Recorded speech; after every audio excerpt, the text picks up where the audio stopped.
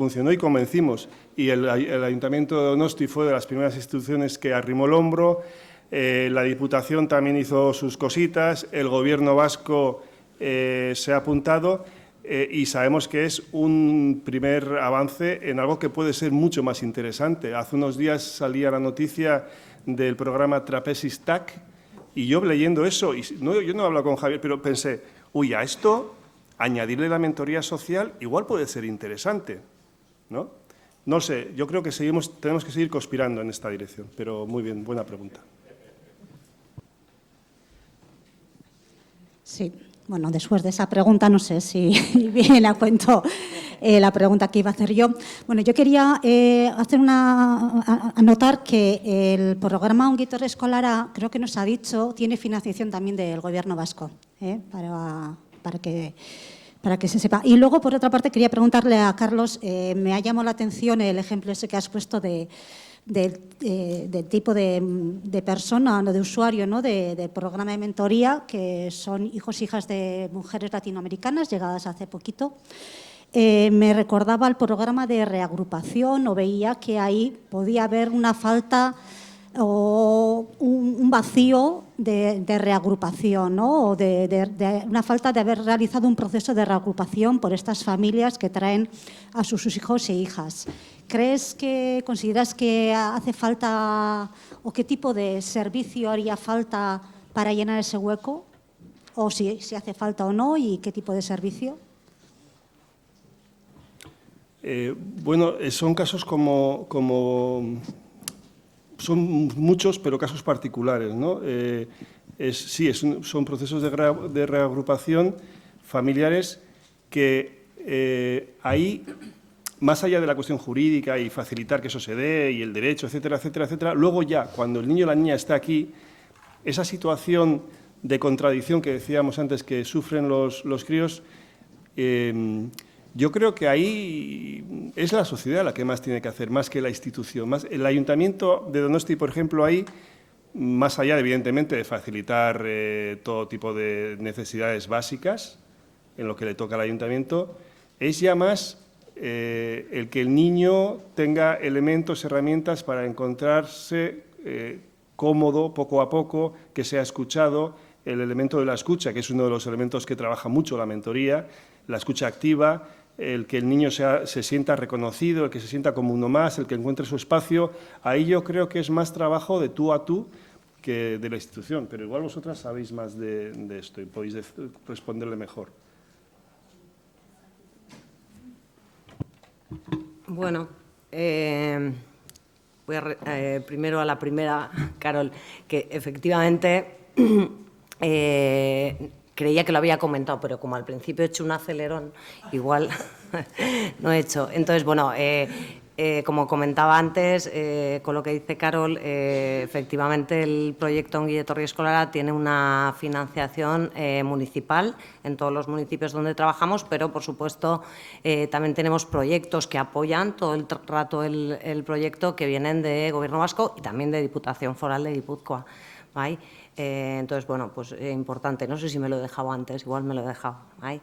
Y, bueno, con respecto a lo del acompañamiento, pues, bueno, yo creo que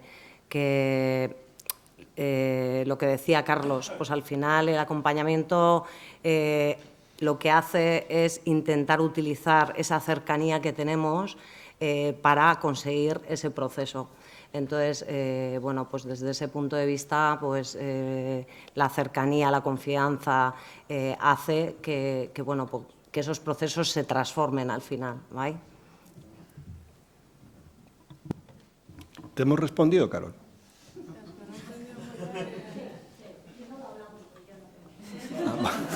Eso sí iba a decir. Si no, me temo que tendrá que ser en otro momento porque estamos en tiempo de descuento. Es que ricasco. Ha sido súper interesante, es que ricasco.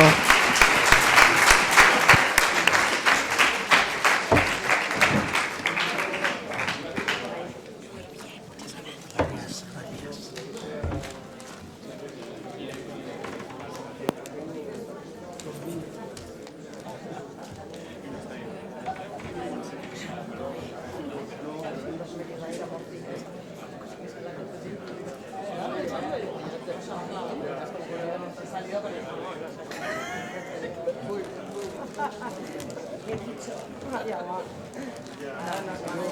sea, el espacio parece formal porque el espacio físico, en realidad es un movimiento.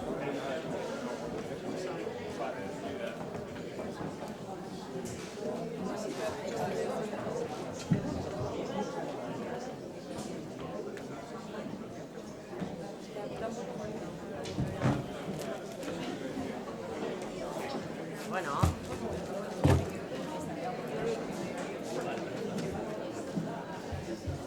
Sí, Carlos.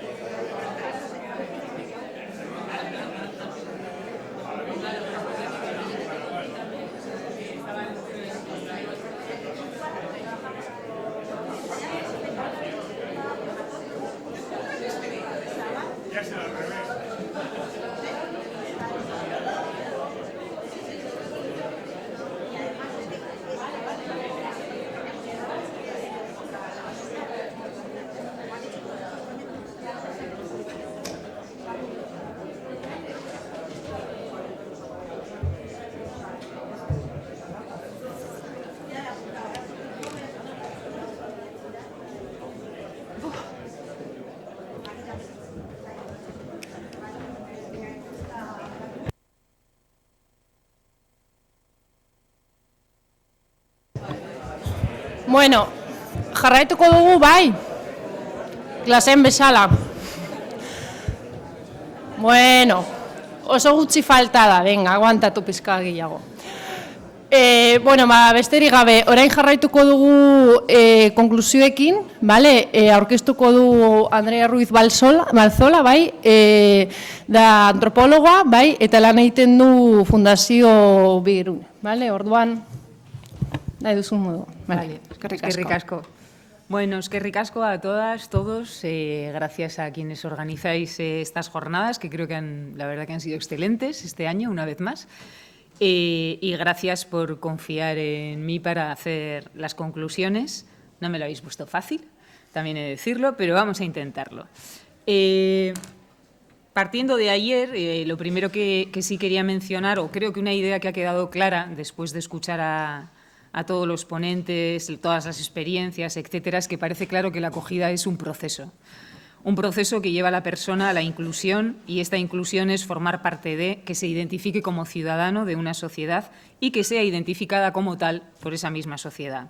Un proceso que tiene que ver con tener un sitio material, nos decía Blanca, pero también con un lugar social y con un lugar simbólico. Saíz y Blanca ayer nos ofrecieron claves y herramientas desde dos dimensiones muy diferentes, pero que creo que se complementan entre sí. La dimensión de Saíz más subjetiva, que tomaba mucho además del psicoanálisis, ¿no?, para llevarlo al ámbito de lo social, y Blanca quizás trabajó más una dimensión de corte estructural. La dimensión subjetiva que nos traía Saíz yo creo que es importante porque, como luego insistió Nicole en la mesa que hubo luego, lo que acogemos somos personas, ¿no? Decía ella, no es acoger la migración, es acoger personas. Y creo que esta idea es potente y además se ha vuelto a repetir hoy, ¿no? Desde aquí dijo Saíz una frase que creo que es para tenerla, y es que tener en cuenta los sentimientos de las personas es un acto político. Hay que cuidar a la ciudadanía, a toda ella, nos dijo, hizo mucho hincapié en el tema del cuidado, y yo creo que ahí destacó otra característica del proceso de acogida, y es que es un proceso relacional. Y luego lo comentaré porque creo que es una de las notas clave que ha salido en las mesas de hoy. Tomando el ejemplo de la familia como una estructura que gestiona y equilibra la relación entre los hijos, ¿no?, cuando llega, hay un hijo primero y llega el otro y tiene celos y, ¿no?, todas esas cosas que pasan ahí, y cómo está la familia como una estructura para gestionar y equilibrar todo esto entre los hijos e hijas, nos proponía Saíz una mirada sistémica de la acogida que pueda ver tanto al que llega como al que ya está, ¿no? Y de aquí esta dimensión relacional. Y cómo la llegada del otro puede beneficiar y o perjudicar al que primero llegó, y que será algo que vamos a tener que afrontar y algo que vamos a tener que trabajar.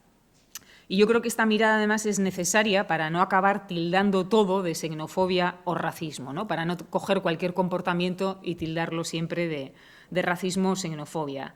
Saíz hablaba del duelo, y hablaba de un duelo que se vive en ambos lados, ¿no? Y creo que por eso comentabais desde esos racismo que nosotros también tenemos que acogernos, ¿no? Y en ese sentido el duelo es relacional y es desde las dos partes, ¿no?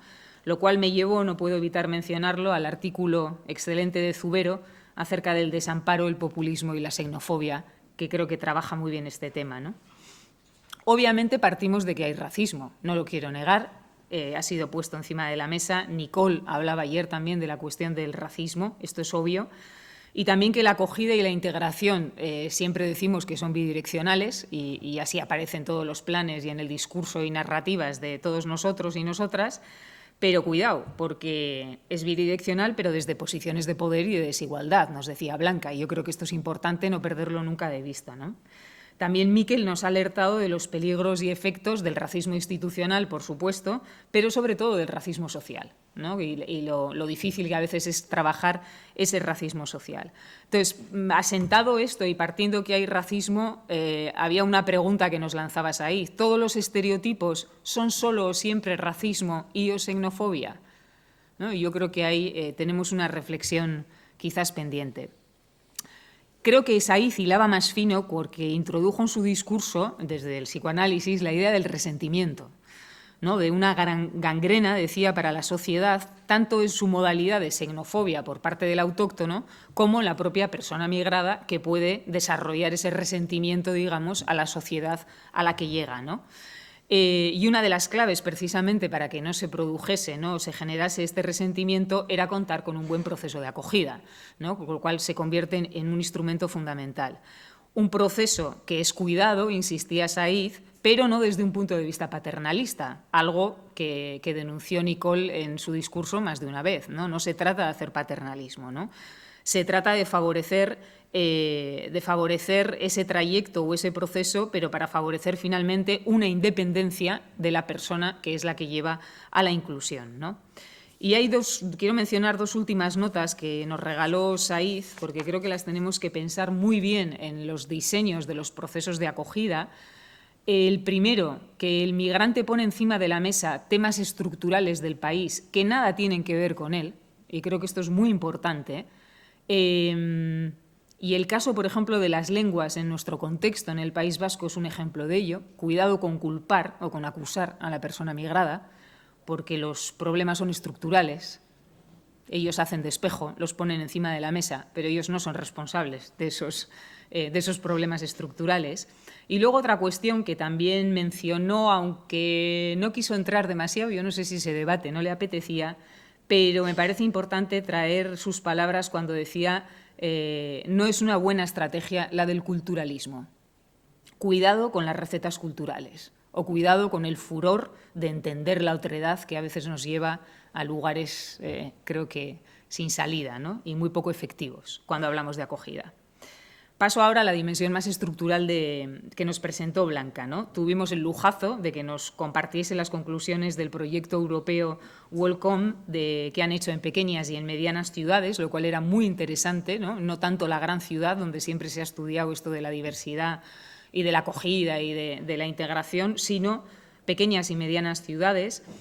Y nos ofreció las conclusiones del estudio, sobre todo las que se concretan a todo lo relativo al acceso a la vivienda y al acceso al mercado de trabajo, que son dos cuestiones que ahora en esta mesa terminabais comentando como algo absolutamente fundamental, ¿no? Sin lo cual, pues por mucho que hagas determinadas cosas que son muy válidas, pero son aspectos estructurales clave, ¿no? Y ella nos ofreció, a través de lo que han analizado e investigado, cuáles son los factores que facilitan un mayor o menor acceso tanto al mercado de la vivienda como al mercado de trabajo, ¿no? Y, por supuesto, hablo de los factores individuales, de la persona, que están siempre ahí, pero luego nos hablaba a nivel estructural, primero de los mercados, ¿no? Y hizo mucha mención, y es algo que estamos viviendo y que yo creo que todas conocéis, a la crisis de vivienda generalizada en la que estamos y lo que dificulta la cuestión de la acogida, y a unos mercados de trabajo que, sin embargo, están hambrientos de trabajadores y de trabajadoras, ¿no? Y cómo la relación entre ambos mercados, el de la vivienda y el mercado de trabajo, muchas veces funcionaba a la inversa o se relacionaba a la inversa en los municipios en los que habían trabajado, ¿no? Luego mencionaba también como un segundo punto la propia estructura de ambos mercados a nivel de país, ¿no? Y ella misma decía, pues en Holanda la vivienda social es de un 40% y en España andamos entre un 2-3%, ¿no? Entonces, claro, este nivel de país era muy importante. Y también mencionaba en el caso de la vivienda la importancia de los fondos de inversión, ¿no? Y en cuanto al mercado de trabajo, en esta dimensión global que ella veía europea, pues nos decía, ¿no?, cómo hay mercados de trabajo muy formalizados que garantizan mejores condiciones, pero que son de muy difícil acceso. Y al contrario, esos mercados más informales, como son los de nuestro país, ¿no?, a los que accedes rápidamente o el que el acceso no está tan restringido, pero que a la larga las condiciones que te ofrecen pues son mucho peores, ya lo sabemos, ¿no? Y luego una cuestión que yo creo que es la que más me dejó pensando luego, ella decía que había una cuestión fundamental en el diseño de un modelo de acogida y es analizar las políticas que dificultan el acceso, porque planteaba que había una tensión entre estas políticas que dificultan el acceso y las políticas de acogida e integración o inclusión que hay que desarrollar y que de hecho se están desarrollando, ¿no? Y que ahí nos encontramos siempre con esa tensión. Y decía, ¿cuáles son esas políticas que dificultan? Que ella hablaba de políticas de desintegración. Si os acordáis del título que tenía era inclusión y desintegración, ¿no? Porque hay políticas que desintegran. Pues la primera, a la que también había aludido Saíz cuando hablaba del Ministerio del Interior y que migración siempre acaba en el Ministerio del Interior, ¿no? Pero sin duda esa primera política que desintegra o dificulta, y hoy se ha mencionado también, es la Ley de Extranjería y la Ley de Asilo, ¿no? Y las serias limitaciones que representan ambas para hacer efectiva una acogida, sobre todo, ¿no?, desde los lugares más municipales y de los lugares más locales, ¿no? No me voy a meter en esto porque en esta sala sois muchísimas las personas que os la pasáis en esta pelea y que conocéis muy bien y que sois artistas imaginativos, muy creativos en conseguir eludir esa tensión o encontrar mecanismos para poder hacer frente a ella, ¿no? Luego habló también, en esas políticas que dificultan, de las políticas sociales, porque decía ella que las políticas sociales incluyen, sí, pero incluyen cuando garantizan la igualdad de acceso y la igualdad de uso, ¿no? Y creo que era interesante este punto. Y nos decía, claro, una política social pueden excluir cuando, por ejemplo, limitan el acceso por tiempo de residencia o cuando se condicionan las ayudas en términos de objetivos conseguidos, ¿no?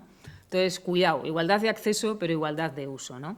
Y cuidado aquí también porque decía Blanca que se ha dado un giro que yo creo que estamos viviendo a nivel europeo, pero por supuesto también en nuestro país, y es que ahora hay que demostrar la integración para conseguir derechos, no al revés. Se supone que uno conseguía derechos y eso le llevaba al camino de la integración.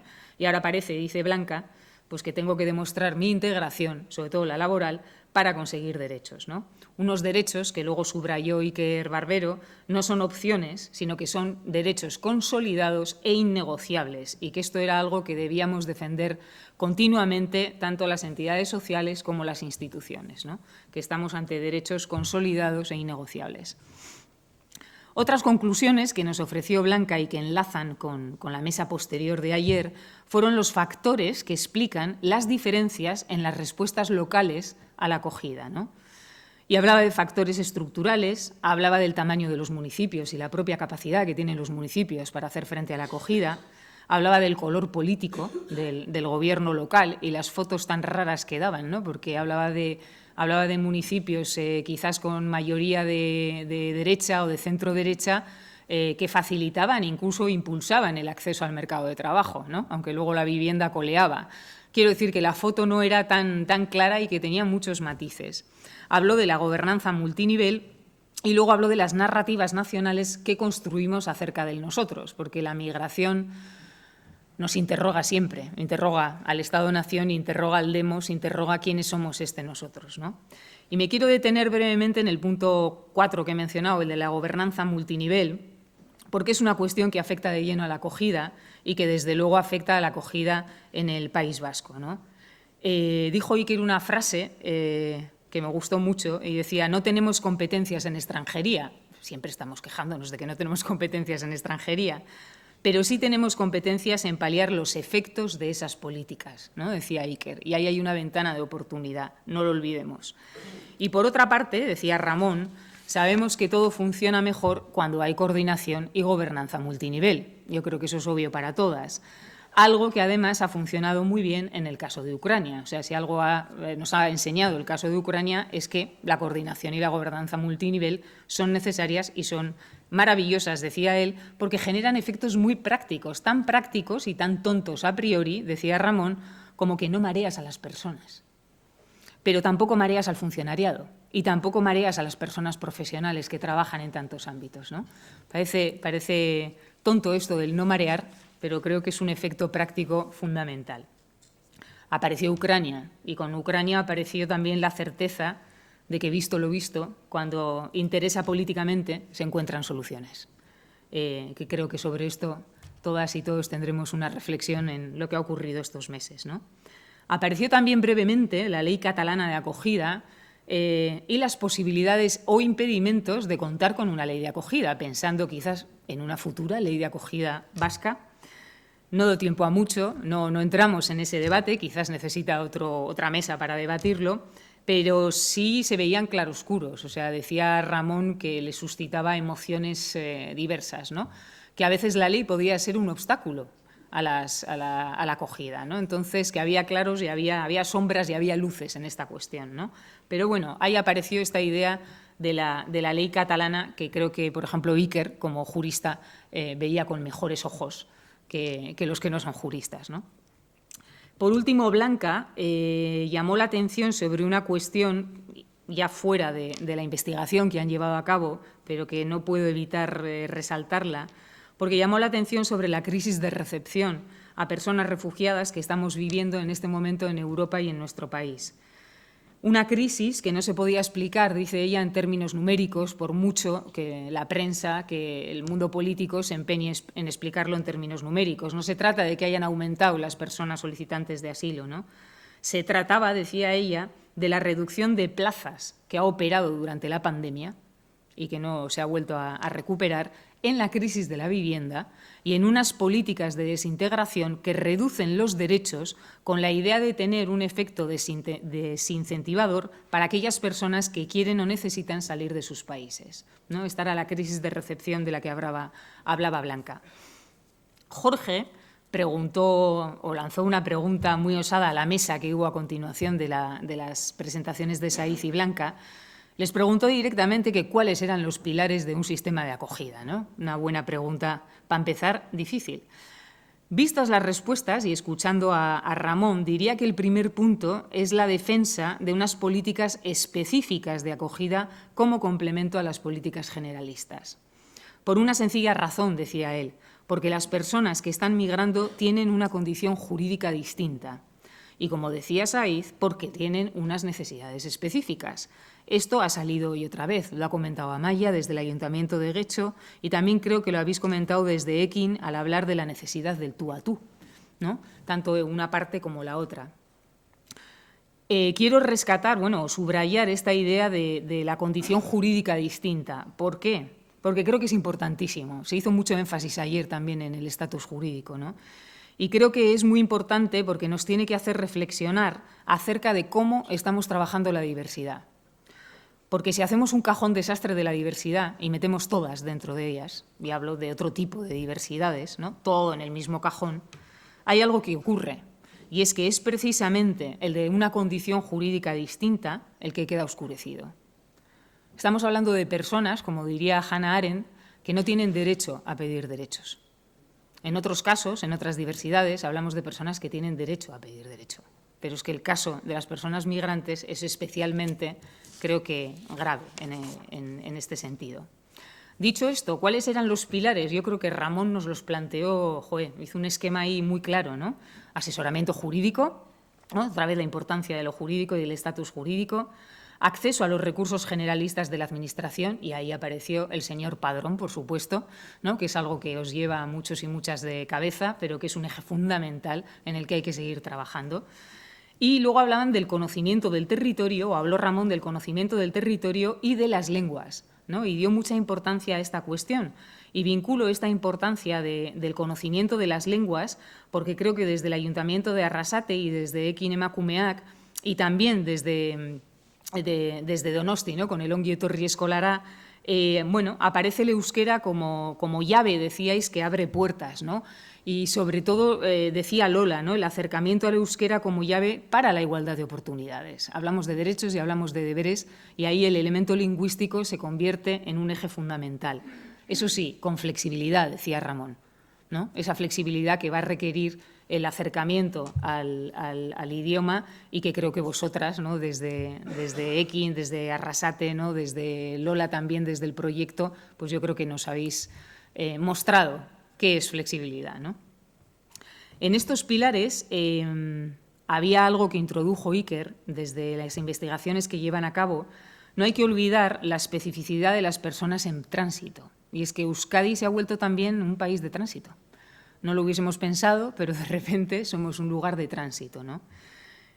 Claro, decía Iker, quienes quieren atravesar el territorio y que están en ese camino hacia Francia, hacia otros países europeos, porque allí tienen familiares, porque allí tienen redes, estas personas carecen de empadronamiento y probablemente no se vayan a empadronar. ¿Cómo les acogemos? ¿No? ¿Cómo planteamos la acogida desde alguien que está en tránsito? Incluso decía, ¿qué ocurre con los menores? ¿No? Con los menores y jóvenes sin acompañamiento familiar que quieren transitar solos, que quieren pasar a Francia, que quieren pasar a otros países. Y llegó a plantearnos, ¿podemos pensar en un acompañamiento al tránsito?